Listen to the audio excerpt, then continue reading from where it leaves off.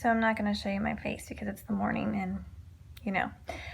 But today's mental health moment has to do with humility and anger. And last summer, the Lord just really began to break me over my anger and just my irritability and how I was treating my children, not with grace and gentleness at all. And the Lord just really used one child in particular to break me over my anger. And as I began taking that to the Lord, I saw that there was anger manifested in several areas of my life that I had just been ignoring or saying, well, that's just part of my personality. That's just who I am. I'm an honest, blunt, tell it like it is, don't hold back kind of person.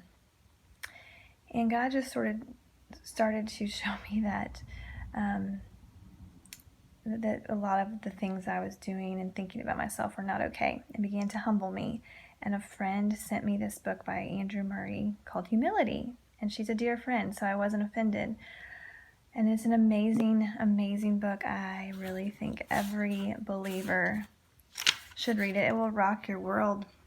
Here's the table of contents. If I could go through some of my favorite quotes, it would be pretty much the whole book, so just read it. And then this is a newer book, Humble Roots by Hannah Anderson. So good too. And a really easy read because it's a bunch of short little devotionals. A small book about a big problem, Meditations on Anger, Patience, and Peace.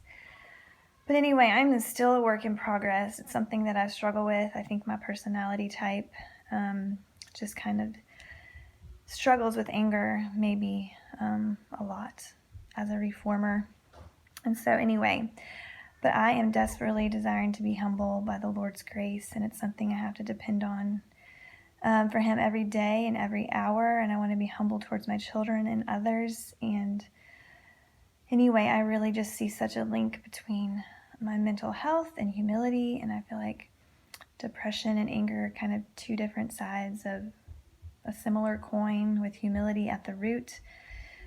So if you know Christ, seek His humility. Come to me, all who labor and are heavy laden, and I will give you rest. Take my yoke upon you, for it is gentle and lowly in heart. So to take His yoke is to take on humility, and that's how we find rest. So if you don't know Jesus, I encourage you to humble yourself and come to know Him. And anyway, so that's my mental health moment for today. Humility, anger, pride, depression, all linked in there. Not the only part of mental health, but I think a big part of it. So, all right, thanks for listening.